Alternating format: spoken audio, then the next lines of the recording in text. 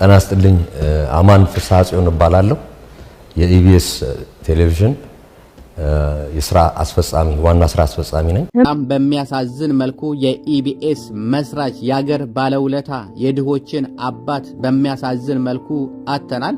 እንግዲህ በቅርብ ጊዜ ነበር አቶ ነጻነት ወርቅነህን የኢቢኤስ ጋዜጠኛ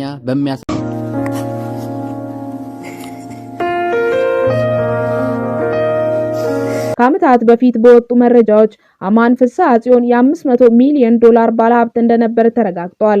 የኢቢኤስ ቴሌቪዥን መስራችና ባለቤቱ አማን ፍስሐ ጽዮን ዓመታዊ ገቢው ከ730,000 የአሜሪካን ዶላር እስከ 16.4 ሚሊዮን የአሜሪካን ዶላር ድረስ ይሆናል። ኢቢኤስ መስራች አቶ አማን ፍስሐን እንደዚሁ አሳዛኝ መርዶ ሰምተናል። በእውነት በጣም የሚያሳዝን ነገር ነው። እንግዲህ ኢቢኤስ ላይ ሀዘኖች እየተደጋገሙ ነው ያለው።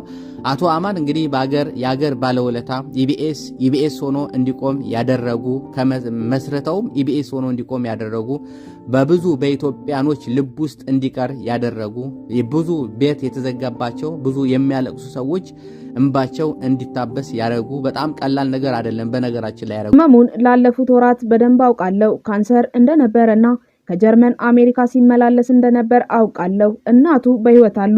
ሚስቱ በማስታመም ደክማለች። የተደመጠው ምስክርነት ለጣቢያችን የደረሰ ነው። በአጭሩ አማን ፍስሐ ጽዮን በካንሰር ህመም ሲሰቃይ ቆይቶ አርፏል። በዝርዝር እንመለስበታለን። በኢትዮጵያ የሳተላይት ቴሌቪዥን ታሪክ ውስጥ ቀዳሚና ተጽዕኖ ፈጣሪ ከሆኑት የግል ሚዲያዎች አንዱ የሆነው ኢቢኤስ ቲቪ መስራችና ዋና ስራ አስፈጻሚ አቶ አማን ፍስሐ ጽዮን ባደረባቸው ህመም በሕክምና ሲረዱ ቆይተው ዛሬ የካቲት 4 ቀን 2018 ዓ.ም ከዚህ ዓለም በሞት ተለይተዋል። ኢቢኤስ ሲታሰብ እነ ዮናስ ሲታሰቡ እነዛ ኢቢኤስ ውስጥ የሚሰሩ አንጋፋ የሚባሉት ታዋቂ የሚባሉት እነ መቅዲ ሁሉም ጋዜጠኞች ሲታሰቡ እንግዲህ ከዚህ ሁሉ ጀርባ ያለው ትልቁ መስራቹ ዋናው አቶ አማን ፍስሐ ጽዮን ናቸው። እንግዲህ እሳቸውን ደግሞ በሚያሳዝን መልኩ አተናል። በእውነት በጣም ያሳዝናል፣ በጣም ያስደነግጣል። ምን እየሆነ ነው ያለው? ምን እየተካሄደ ነው ያለው? እንግዲህ በቅርብ ጊዜ የነጻነትን ወርቅነህ እንደዚሁ በአስደንጋጭ ሁኔታ እውነት እኔ የሚመጣም እየመሰለኝ ነው የምጠብቀው። የነጻነት በጣም ነው እኔ ስሜቱንም በቃ ልክ ሞተ ሲባል የነበረ ስሜት ጋዜጠኞች መሃል ያለው እሰጥ አገባና በቤቱ ታዋቂ ጋዜጠኞች በኢቢኤስ አለመቆየት ከወጡ በኋላም ቢሆን ስለ ድርጅቱ መልካም ሲያወሩ አለመደመጣቸው ነው። ሀና ዮሐንስ፣ ዋለልኝ አስማረ፣ መቅደስ ደበሳይና ሌሎችም ጋዜጠኞች ለዓመታት ከሰሩበት መስሪያ ቤት የወጡበት መንገድ አነጋጋሪ ነበር። ሆኖም ኢቢኤስ ተወዳጅነቱን ለማስጠበቅ በሚሄደው ርቀት ሁሉ ዛሬ በሞት የተለዩን አቶ አማን ፍስሐ ጽዮን አስተዋጽኦ ቀላል አልነበረም። ከህልፈታቸው በኋላ ኢቢኤስ እንደ ድሮ ይቀጥል ይሆን የሚለው ሌላ ጥያቄ ነው። ኢቢኤስ ላይ የሞት ጥሪው መበርከቱ አንዳንዶች ግድ የላችሁም የአጋጣሚ አይደለም የሆነማ መንፈስ አለ እንዲሉ አድርጓል። ምናልባትም አቶ አማን ህይወታቸው በሰው እጅ አልፎ ይሆናል እያሉ የጠረጠሩም አልጠፉም። ድርጅቱ ውስጥ ያለው ሽኩቻና ነቆራ ነገር እንዳለ እንድንጠረጥር ያስገድዳል። ነገር ግን በመግቢያችን ላይ እንደገለጽንላችሁ አቶ አማን የእግዚአብሔር ሞት ነው የሞቱት። ህመማቸው ደግሞ ካንሰር የተባለ ክፉ በሽታ ነው። የኢቢኤስ ነገር ከኋላው የሚጨበጥ ሴራ ያለበት ይመስላል። ኢቢኤስ ቴሌቪዥን ውስጥ የገባው የሞት መልአክ ቀጣይ ማንን ይሆን የሚወስደው እያሉ ሲጠይቁ የነበሩ የሶሻል ሚዲያ ሰዎችም ዛሬ መልሳቸውን አግኝተዋል። አሁንማ ማነው ባለተራ እንዳይባል በጋዜጠኞቹ ልብ ውስጥ ፍራቻን መዝራቱ አይቀርም። ከቅርብ ጊዜ ወዲህ በእሁድም በኢቢኤስ የማናያት ሉላ ገዙ ከጣቢያው ጋር ትለያይ አትለያይ በይፋ የገለጸ አካል ባይኖርም ከፍተኛ ጸብ ውስጥ እንዳሉና አግባብ የሌለው ንግግር እንደተናገረች እየታማኝ ትገኛለች። ቀጣይ ማን ይሆን የሚሞተው ብላ ላይ ተብሎ የተሰራጨ መረጃ ቢኖርም ማለቷን የሚያረጋግጥ ነገር ግን አልተቀመጠም። የአቶ አማን ህልፈት ለጣቢያው ቀላል እንደማይሆንለትም ተገምቷል። የኢቢኤስ ቴሌቪዥን ማኔጅመንት ባወጣው መደበኛ መግለጫ የአቶ አማንን ህልፈት በከፍተኛ ሐዘን አረጋግጧል። ተቋሙ በመግለጫው ላይ ለኢትዮጵያ ሚዲያ እድገትና ለጣቢያችን ኢቢኤስ ስኬት የማይተካ ሚና የተጫወቱት የታላቅ ራዕይ ባለቤት የሆኑት ብርቱ ሰው ዛሬ እንደ ቤተሰብም እንደ ጣቢያ ብናጣም የአቶ አማን ፍስሐ ጽዮን ራዕይ ይቀጥላል ሲል ገልጿል። እንደዛው ደግሞ አሁን ደግሞ ዋናው መስራቹን አተናል። ነጻነት እንግዲህ ካረፈው በኋላ በጣም ብዙ ነገሮችን በጣም ብዙ ድብቅ ነገሮችን ሰምተናል። በጣም በሚያሳዝን መልኩ ኢቢኤስ ላይ እየሰራ ብሩን እየቀየረ ልጆቹን አሜሪካ እሱ ራሱ እንደሚያስተምር እና ቤት እንኳን እንደሌለው ከባለቤቱ እናት ጋር እንደሚኖር ብቻ በአጠቃላይ ያለው ሁኔታ በጣም የሚያሳዝን ሁኔታዎች ተሰምቶ እንደውም ከዛ በኋላ የጎፈንድሚ ስብሰባ ተደርጎ አሁን ጥሩ ሁኔታ ላይ ብዙ ተሰብስቧል። ይሄን ያህል የተጠበቀው ባይሆን በሌሎች ነገሮች ይግባ ያላቅም ግን በጎፈንድሚ የተሰበሰበው ወደ 80 ምናምን ሺህ ዶላር ያህል ተሰብስቧል። ጥሩ እየሄደ ነበር የነበረው ግን ብዙም ይሄን ያህል አስተባባሪም የለም ብዙም እንትን የለም። እንግዲህ በሌሎች ነገሮች ግን አብዛኛው ሰው ደግሞ በኢትዮጵያ ቢደረግልን በብር ቢደረግልን ኢትዮጵያ ላይ በተለይ እንዲህ ሌላ አማራጮች ቢደረግልን እያሉ ነበር። ለማንኛውም ግን ለነጻነት ቤተሰብ ለልጆቹ የሚሆን ኢቢኤስ ላይ እየሰራ ስለሆነ ወደ አሜሪካ እየላከ ስለሆነ ልጆቹን የሚያስተምረው ልጆቹ ትምህርታቸውን እንዳቆሙ ተብሎ እንግዲህ ጎፈንድሚ ተሰብስቦ ወደ 80 ሺህ አካባቢ ተሰብስቧል። ይሄ በጣም ደስ የሚል ነገር ነው። የኢትዮጵያን ህዝቦች የርብራቢዎቹ የሁሉም ሰው ሀዘን እንደሆነ ነጻነት ትልቅ ውለታ ውሎ የሄደ ሰው ነውና አሁንም ደግሞ ዋናው ደግሞ ነጻነትም እዛ ኢቢኤስ ላይ እንዲታይ ሌሎቹ አንጋፎቹም እንዲታይ እና አስፊቲ እንግዲህ በጣም በአንጋፋ የተባለ የብዙዎቹ ልብ ውስጥ የተቀመጠ የማይጠፋ ሰው ነውና ያ በኢቢኤስ እንግዲህ መጀመሪያ ሀዘናችንን የሰማነው በጣም ያስደነገጠንም። በተያያዘ ጠቅላይ ሚኒስትር አብይ አህመድ የኢቢኤስ ቴሌቪዥን መስራችና ዋና ስራ አስፈጻሚ አቶ አማን ፍስሐ ጽዮን በማረፉ የተሰማቸውን ሀዘን ገልጸዋል። ጠቅላይ ሚኒስትሩ በይፋዊ የፌስቡክ ገጻቸው ላይ ባሰፈሩት መልእክት አማን ለኢትዮጵያ የግል ሚዲያ እድገት ወሳኝ ሚና ከነበራቸው አንዱ ነው ሲሉ ገልጸዋል። አክለውም ኢትዮጵያ በአስቸጋሪ ሁኔታዎች ውስጥ ባለፈችበት ጊዜ ሁሉ የሚጠበቅበትን አድርጓል። ፈጣሪ ነፍሱን በሰላም ያሳርፋት ብለዋል። ምክትል ጠቅላይ ሚኒስትሩ አቶ ተመስገን ጥሩነህ በበኩላቸው በኢትዮጵያ የግል ሚዲያ እድገት ውስጥ ትልቅ አሻራ ማሳረፍ የቻሉት አቶ አማን ፍስሐ ጽዮን በድንገት በማረፋቸው ጥልቅ ሀዘን ተሰምቶኛል። የኢቢኤስ ቴሌቪዥን መስራችና ዋና ስራ አስፈጻሚ የነበሩት አቶ አማን ፍስሐ ጽዮን ለሀገራችን የግል ሚዲያ እድገት ያበረከቱት አስተዋጽኦ ሁልጊዜም ቢሆን የሚታወስ ነው። ፈጣሪ ነፍሳቸውን በአጸደ ገነት ያኑር፣ ለቤተሰቦቻቸውና ለወዳጅ ዘመዶቻቸው መጽናናትን እመኛለሁ በማለት የሀዘን መግለጫ በይፋዊ የፌስቡክ ገጻቸው አስተላልፈዋል። አባታችን ብለን የተነሳ ነው የመጀመሪያው እንግዲህ አስፋው መሸሻ ነው። አስፋውን እየተቆጨን እያለ በጣም በሚያሳዝን መልኩ እንግዲህ ፈጣሪ ነፍሱን ይማረው እያለን ብዙም በጣም ህፃናቶች ሁሉ በጣም በሚያሳዝን መልኩ ከዛ በኋላ ነው እንግዲህ ነጻነትን ያጣ ነው። አሁን ደግሞ ዋናውን መስራቹን የብዙዎችን አባት በየሳምንቱ ራሱ የሚደረገው ኢቢኤስ ላይ ታችሁ ከሆነ በጣም ቀላል ነገር አይደለም እኮ መንገድ ላይ የሚሸልሙት ለበዓል የሚሰጡት የተለያዩ በጎችን የተለያዩ ታላላቅ ነገሮችንም የሚሸልሙት ይሄ ሁሉ የአማን ያቶ አማን ዛሬ እንግዲህ በዛሬው ቀን ያረፉት የሳቸው ውጤት ነው። ኢቢኤስ ላይ የሚደረገው ቤተሰብ ለቤተሰብ የሚገናኘው እዛ ላይ የችግረኞች ከውበት በላይ የተሰኘ አሁን ለምሳሌ መቋቋሚያ እየተባለ በየሳምንቱ ለአንዳንድ ሰው መቋቋሚያ እየተባለ የሚሰጣል መጠኑን ባይታወቅም ምንድነው መስራት የምትፈልጉት ለዛ መቋቋሚያ የሚሆን እንችላለን እያሉ በራቸውን እያንኳንኩ እየሰጡ ያሉ የዚህ ሁሉ ባለቤት የዚህ ሁሉ ጀርባ የዚህ ሁሉ ብር እንግዲህ ኢቢኤስ ላይ የሚደረገው በሙሉ ያቶ አማን ናቸውና እንግዲህ እኛም ኢቢኤስን እንክፈት። ዛሬ ኢቢኤስ ምን ለቀቀ?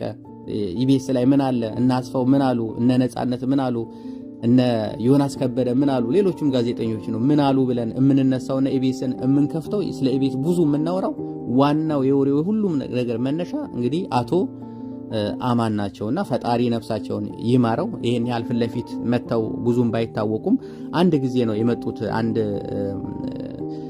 በሆነ ጊዜ ተከሰው ኢቢኤስ በተከሰሰበት ሰዓት ላይ ነው እንደውም እሳቸውን ያወቋቸው። በኢቢኤስ ቴሌቪዥን ለረጅም ዓመታት ያገለገለችውና አሁን በቻናል ዋን ሚዲያ ላይ የምትሰራው ተወዳጇ ጋዜጠኛ ናፍቆት ትዕግስቱ በበኩሏ ሀገራችን ጠንካራ የሚዲያ ሰው አጣች። አማን ህልፈትን መስማት አምኖ መቀበል ይከብዳል። በጣም ጠንካራ ነበርክ እኮ እንዴት ተሸነፍክ? ለሚዲያው ስላበረከትከው ትልቅ አስተዋጽኦ እናመሰግናለን። ካንተ ጋር መስራት ብዙ ማትረፍ ነውና እድለኛ ነኝ። እንኳንም አወኩ። ነፍስ በሰላም ትረፍ። ለመላው የኢቢኤስ ቤተሰብና በብዙ ለደከምሹ ባለቤቱ ማክዳ መጽናናትን እመኛለሁ። መንፈስ ቅዱስ ልብሽን ይጠብቅ በማለት ሀዘኗን ገልጻለች። አቶ አማን ፍስሐ ጽዮን በደግነት የሚታወቁ ሰው ነበሩ። ኤርትራዊ እንደሆኑ የሚታሙት አቶ አማን ኢቢኤስ ከተመሰረተ ጊዜ ጀምሮ እስካሁን ድረስ ተወዳጅነቱ ሳይጠፋ እንዲቀጥል ከፍተኛውን አስተዋጽኦ ሲያደርጉ ቆይተዋል። በኢቢኤስ ቤት የገባው የሞት ጥላ ዛሬ ዋናው ሰው ላይ አጥልቷል። በተወዳጁ ጋዜጠኛ አስፋው መሸሻ ህልፈት የጀመረው የኢቢኤስ ያዘን ጉዞ ተወዳጃችን ነጻነት ወርቅነህ ላይ አርፎ ወር ባልሞላ ጊዜ ውስጥ የጣቢያውን ዋርካ ሰው ገምድሎታል። ኢቢኤስ ተወዳጅነቱ እንዳለ ሆኖ ቢሮክራሲያዊ ችግር እንዳለበት ይታማል። የመጀመሪያው ትልቁ ችግር የአቶ አማን ትውልደ ኤርትራዊነትና አሜሪካዊ ዜግነት ነው። ሰውየው ኢትዮጵያዊ አይደለም ይባላል። በኢትዮጵያ የሚዲያ ሕግ ደግሞ ኢትዮጵያዊ ላልሆኑ ሰዎች መገናኛ ብዙሃን እንዲከፍቱ ፍቃድ አይሰጥም። ሆኖም ይህ ሰው ይህንን ትልቅ የቴሌቪዥን ጣቢያ መመስረት መቻላቸው ትልቅ ጥያቄ ሆኖ ሰንብተዋል።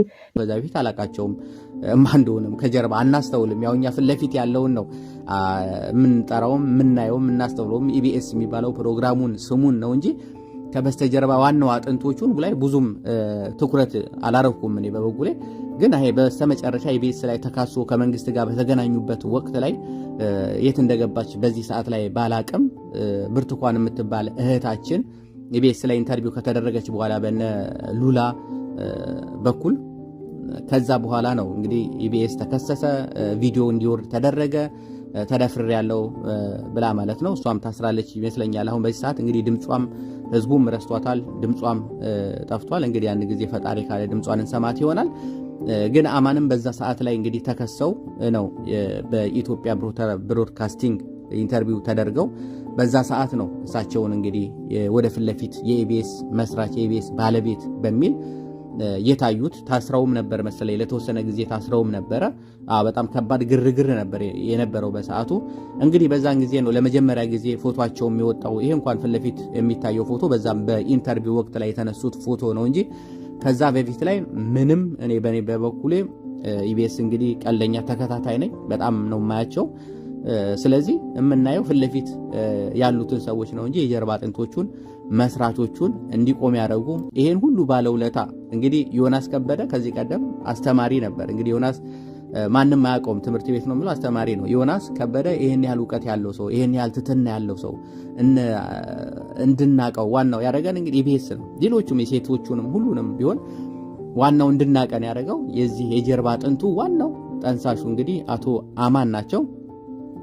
በሚያሳዝን መልኩ እንግዲህ ሕክምና ሲደረግላቸው ቆይቶ ነው ተብሏል። እንግዲህ ድንገተኛም አይደለም። የሳቸው እንደሰማነው መረጃ ሕክምና ሲደረግላቸው ቆይቶ በዛሬው ቀን እንግዲህ አርፈዋል ብሎ ራሱ ኢቢኤስም አውጥቷል።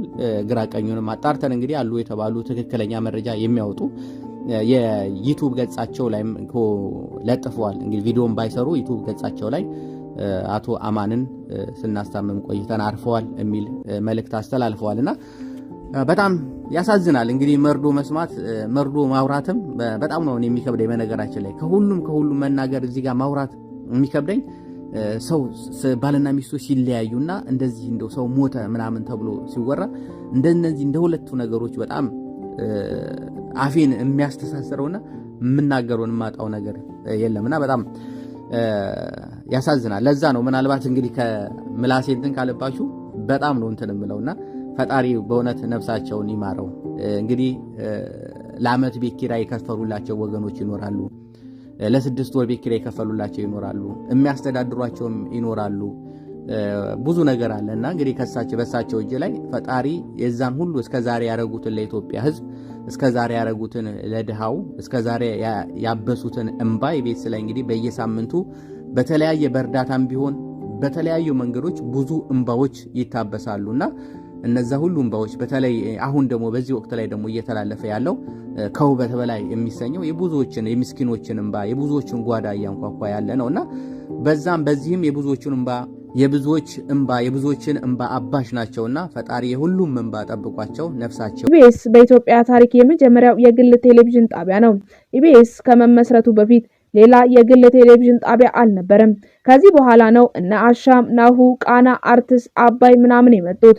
በአሁኑ ጊዜ በኢትዮጵያ ከ20 በላይ የግል ቴሌቪዥን ጣቢያዎች ያሉ ሲሆን በምስረታ ግን ቀዳሚው ኢቢኤስ ነው። ኢቢኤስ ግሎባል በስሩ ኢቢኤስ ቴሌቪዥን፣ ኢቢኤስ ሙዚቃና ኢቢኤስ ሲኒማ ይገኛሉ። አሁን ይህ ተቋም አደጋ ውስጥ ወድቋል። ከሁሉም የጣቢያው ሰራተኞች በላይ የአድናቂዎቿን አንጀት እየበላች ያለችው ሴት ሉላ ገዙ ናት። ከብርቱካን ተመስገን ጉዳይ ወዲህ እረፍት አላገኘችም።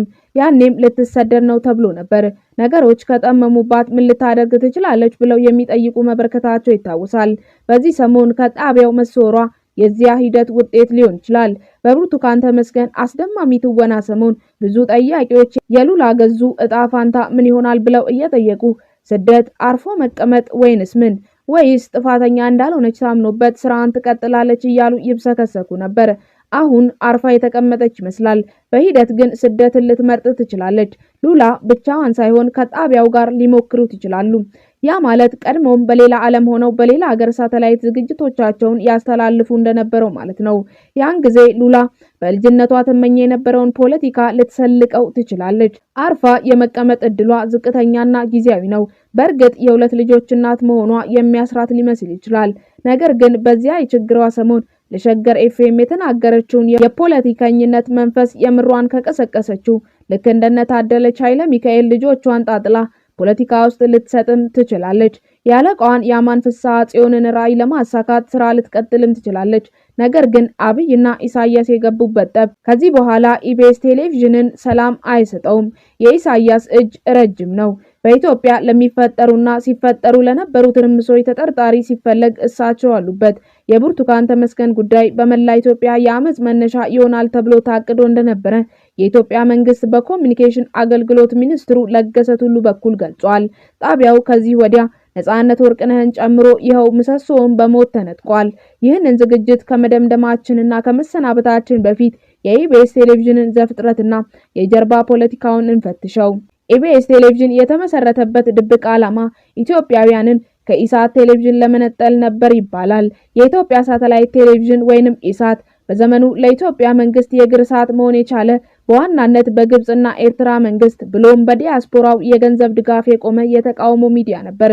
በአንድ ወቅት ከግንቦት 7 መሪው ብርሃኑ ነጋና ከጓዶቻቸው አምልጦ በአደባባይ ላይ የዋለ ድምጽ እንዳረጋገጠው ኢሳት ከግብጽ መንግስት 500,000 የአሜሪካን ዶላር ተለቆለታል።